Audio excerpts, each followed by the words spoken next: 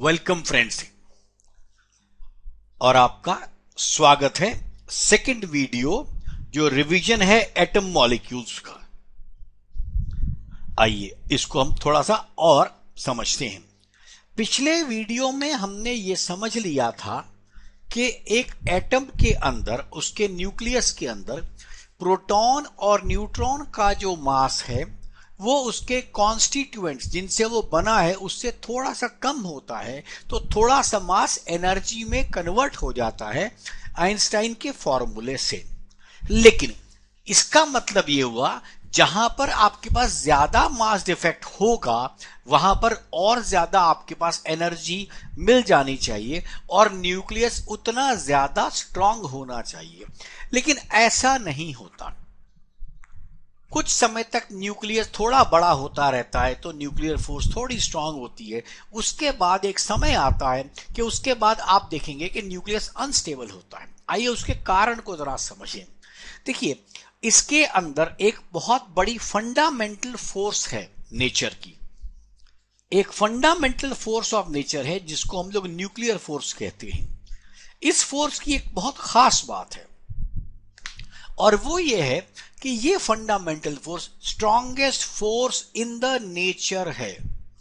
तो पहली property, strongest force in the nature. दूसरी property, it is very short ranged, थोड़ी दूरी तक है। और तीसरी प्रॉपर्टी, ऑलवेज अट्रैक्टिव। तो इस वजह से आप समझिए होता क्या है, जब न्यूक्लियस छोटा होता है, जितनी देर तक न्यूक्लियर फोर्स काम कर सकती है उतनी दूर तक तो न्यूक्लियॉन्स को ये बाइंड करे रखती है।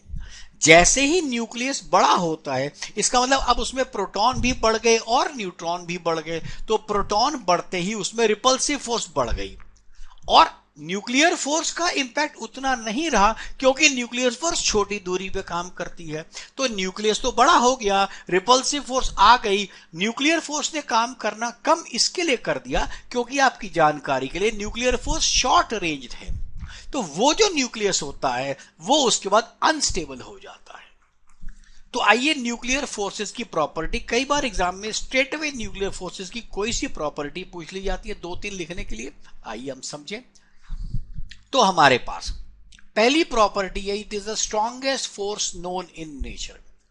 दूसरी प्रॉपर्टी है, ये चार्ज पर डिपेंड नहीं करती, इसलिए न ये इलेक्ट्रिकल है न मैग्नेटिक है, एक अलग ही फोर्स है। देखिए, हमारे पास इलेक्ट्रिकल फोर्स है, मैग्नेटिक फोर्स है, ग्रेविटेशनल फोर्स है, न्यूक्लियर फोर्स है। सो न्यूक्लियर फोर्स के अंदर यह है कि न्यूट्रॉन से न्यूट्रॉन हो, प्रोटॉन से प्रोटॉन हो, न्यूट्रॉन से प्रोटॉन हो, इन सब में आपके पास अट्रैक्शन ही मिलेगी। स्ट्रॉन्गेस्ट फोर्स है और अट्रैक्शन ही है। इसके साथ दूसरी बड़ी फोर्स आप देखिए, nuclear force 10⁻40 times more stronger than gravitational force. तो कितनी बड़ी फोर्स है आप अंदाजा लगा सकते हैं। ये 10⁻18 टाइम्स द इलेक्ट्रोस्टैटिक फोर्स भी है, तो उससे कितनी गुना ज्यादा है। परंतु जो इसका ड्रॉबैक है, जिसकी वजह से न्यूक्लियस अनस्टेबल हो जाता है, हमें उस पर भी पूरा ध्यान रखना है।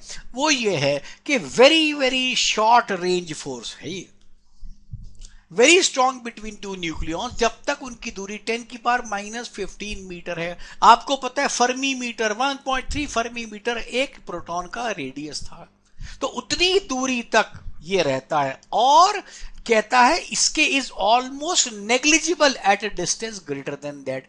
जैसी इससे बड़ी चीज बनती है तो न्यूक्लियर फोर्स का इंपैक्ट लगभग खत्म हो जाता है। तो न्यूक्लियस में दो फोर्सेस हैं, एक प्रोटॉन रिपल्सिव फोर्स और एक न्यूक्लियॉन्स की अट्रैक्टिव। छोटे न्यूक्लियस में हमारे पास अट्रैक्टिव फोर्स भी रहती है और प्रोटॉन की रिपल्सिव भी रहती है। प्रोटॉन की रिपल्सिव कम होती है और न्यूट्रॉन की ज्यादा होती है न्यूक्लियॉन्स की। जैसे ही वो बड़ा बनता है तो ज्यादा प्रोटॉन आने की वजह से रिपल्सिव बढ़ती है, लेकिन साथ में ही जो नेगेटिव, हालांकि न्यूट्रॉन भी बढ़ रहे हैं, न्यूक्लियॉन भी बढ़ रहे हैं, लेकिन सबसे बड़ी बात क्योंकि शॉर्ट रेंज फोर्स होने के कारण न्यूक्लियॉन्स में उतना इंपैक्ट नहीं आता, इस वजह से वो न्यूक्लियस टूट जाता है। अब आपके पास एक बात करते हैं, बाइंडिंग एनर्जी कर्व। एक स्टैंडर्ड कर्व बना दिया गया है बाइंडिंग एनर्जी पर न्यूक्लियॉन के लिहाज से। कि किसी भी एटम के अंदर जो बाइंडिंग एनर्जी पर न्यूक्लियॉन है, क्योंकि बाइंडिंग एनर्जी आपने निकाली है, वो क्या निकलेगा पूरे एक न्यूक्लियस के लिए। उस न्यूक्लियस को डिवाइड कर दें न्यूक्लियॉन से, न्यूक्लियॉन माने नंबर ऑफ प्रोटॉन और नंबर ऑफ न्यूट्रॉन से, तब आपके पास एक कर्व बन जाएगा, जो कर्व एक स्टैंडर्ड सा कर्व बताया जाता है। अब आप देखिए उस कर्व को, ये रहा वो कर्व। अब आप देखिए इस कर्व को बड़े आराम से अगर आप देखेंगे तो आप देखेंगे helium, carbon, oxygen, I repeat, helium, carbon और ऑक्सीजन अपने आसपास से ज्यादा एनर्जी लिए हुए हैं, जबकि लिथियम, नाइट्रोजन और ऑक्सीजन रेगुलर से थोड़ी सी कम एनर्जी लिए हुए हैं। इसके अतिरिक्त जहां आपने एटॉमिक नंबर 25-28 को क्रॉस किया, तब से लेकर के लगभग 175-190 के आसपास तक जो हमारी बाइंडिंग एनर्जी है, लगभग 8 और 8.25 के बीच में है। आयरन की सबसे ज्यादा है, आप देख सकते हैं आयरन की सबसे ऊपर है, वो 8.38 या 8.4 के आसपास होती है। एग्जाम में आपको straight away binding energy curve बनाने का भी आता है। इसके साथ एक चीज और देखिए, यूरेनियम 238 के बाद कर्व खत्म हो गया, क्योंकि इसके बियॉन्ड हमारे पास सारे के सारे न्यूक्लियस जो बच जाते हैं वो अनस्टेबल होते हैं। सारे न्यूक्लियस जो बच जाते हैं वो अनस्टेबल, इसलिए उसको हम बना ही नहीं सकते। सो हमारे पास क्या इन्फरेंस है, आप देखिए। पहली बात, बाइंडिंग एनर्जी पर न्यूक्लियॉन 30 से 170 तक लगभग सेम है, और ये एटॉमिक मास नंबर की बात हो रही है, मास नंबर की बात नहीं है, एटॉमिक नंबर, मास नंबर माने न्यूक्लियॉन्स के नंबर पे 30 से 170 के बीच में। अब दूसरी प्रॉपर्टी जो आप इसकी देख सकते हैं वो ये है कि 30 से कम और 170 से ज्यादा एनर्जी कम हो रही है। क्लियर? तो 30 से कम और 170 से ज्यादा एनर्जी कम हो रही है। इसका मतलब 30 से 170 वाले ही सबसे ज्यादा स्टेबल न्यूक्लियाई है। इसलिए आप देखिए अर्थ के क्रेस्ट में अंदर, अर्थ के सरफेस के अंदर आपके पास सबसे ज्यादा आयरन मिलता है।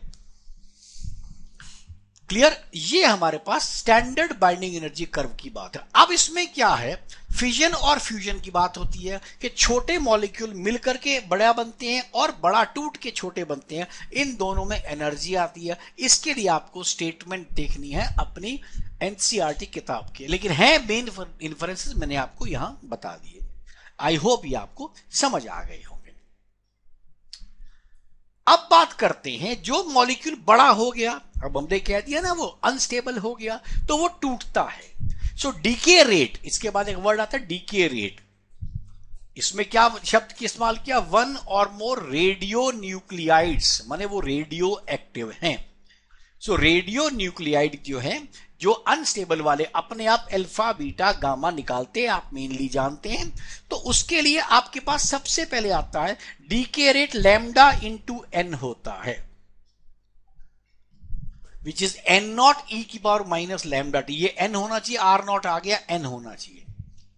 अब इसके बाद हमारे पास जो मतलब हम जो डिफाइन करते हैं किस तरह, वन बैक्वेरल, एक बैक्वेरल क्या है, 1 डीके पर सेकेंड। पर सेकेंड अगर एक डीके हो रहा है 1 बैक्वेरल है।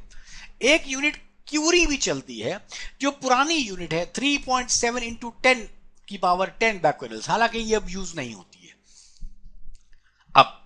अब आप देखिए हमारे पास क्या है, आपको याद होगा क्योंकि जितने भी लोग ये फिजिक्स पढ़ रहे हैं उनमें सबके पास केमिस्ट्री है और आपने ऑर्डर ऑफ रिएक्शन पढ़ा है। ये फर्स्ट ऑर्डर रिएक्शन होती है, तो इसकी derivation exactly first order reaction की डेफिनेशन है। उसमें आप कॉन्सेंट्रेशन से निकालते हो और कांस्टेंट को के लेते हो। इसमें हम dN by dt निकालते हैं और कांस्टेंट लैम्डा लेते हैं। So dN by dt is minus lambda N, lambda बन गया डिस्टिलेशन कांस्टेंट। आपको पता है dN by n बन जाएगा, ये dN by n lambda dt। So dN by n की हमारी इंटीग्रेशन आ गया log n। आपको याद होगा आपके पास जब आप कांस्टेंट्स की बात करते वहां पर भी यही था फर्स्ट ऑर्डर रिएक्शन के अंदर। आगे देखिए लैम्डा टी। अब जब टी जीरो है माने शुरुआत है, हमको सी की वैल्यू निकालनी है इस कांस्टेंट की, तो हमने कहा at T equals to zero N equals to N naught. N naught का मतलब इनिशियल कॉन्सेंट्रेशन, तो उससे लॉग एन नॉट की वैल्यू सी आ गई। इसको हमने जैसे ही रीअसेंबल किया, ये बन गया log n upon N naught equals to minus lambda T, और n की वैल्यू होगी एन नॉट इंटू ई की पावर माइनस लैम्डा टी। अब यहां पर आप पढ़ेंगे हाफ लाइफ। हाफ लाइफ किसे कहते हैं? उतना समय, उतना टाइम जिसके बाद मटेरियल आधा बच जाए। माने अगर इनिशियल एन नॉट है तो बाद में एन नॉट बाई टू कितनी देर में बनेगा। सो टी को टी हाफ करके एन को हमने एन नॉट बाई टू कर दिया, उसकी वैल्यू लॉग टी आ गई। तो आप देखिए टी हाफ की वैल्यू 0.693 अपॉन लैम्डा आ गई। आपको थोड़ा सा भी याद होगा तो केमिस्ट्री में ये वैल्यू 0.693 अपॉन के होती है फॉर फर्स्ट ऑर्डर रिएक्शन। तो ये रेडियो एक्टिविटी का जो प्रिंसिपल है, जिसमें हायर न्यूक्लियाई छोटे छोटे टुकड़ों में टूटता है, इसका नाम basically radio active nuclei is a first order reaction. अब आगे देखिए, जब ये टूटेगा तो क्या होगा? हर बार इसमें से अल्फा या बीटा या गामा निकलेगा। अब हमें एक बारी अल्फा बीटा गामा, आप शायद पुरानी चीजें जानते होंगे, फिर भी आपको रिवाइज करा दूं। अल्फा डीके क्या होता है? अल्फा डीके अपने आप में हीलियम का न्यूक्लियस है, माने इसमें 2 प्रोटॉन और 2 न्यूट्रॉन हैं। इस वजह से जैसे ही अल्फा पार्टिकल निकलेगा, ये क्या होगा? हमारा एटॉमिक मास 4 कम हो जाएगा और नंबर 2 कम हो जाएगा, जो आप यहां देख सकते हैं। 92 का 90 बन गया। अब वैसे भी इक्वेशन को बैलेंस कर सकते हैं। नीचे जो एटॉमिक नंबर है वो 92 90 प्लस 2 करके आ गया, और ऊपर वाला एटॉमिक मास 234 प्लस 4 बन के आया। राइट, ये हीलियम न्यूक्लियस टूटेगा। अब अगला देखिए, इसको हम कहते हैं बीटा डीके। अब बीटा में क्या है? हमारे पास बीटा माइनस भी है, बीटा प्लस भी है। जब हमारे पास एक इलेक्ट्रॉन या पॉजिट्रॉन निकलता है, अब देखिए पहली इक्वेशन मैंने आपको बता दी, जब वो निकला तो बीटा माइनस, तो आप देख सकते हैं ऊपर वाली चीज मेरे पास फर्क नहीं पड़ा, नीचे वाला क्योंकि -1 है बीटा, तो हमारे पास ये 15 का 16 हो गया। और देखिए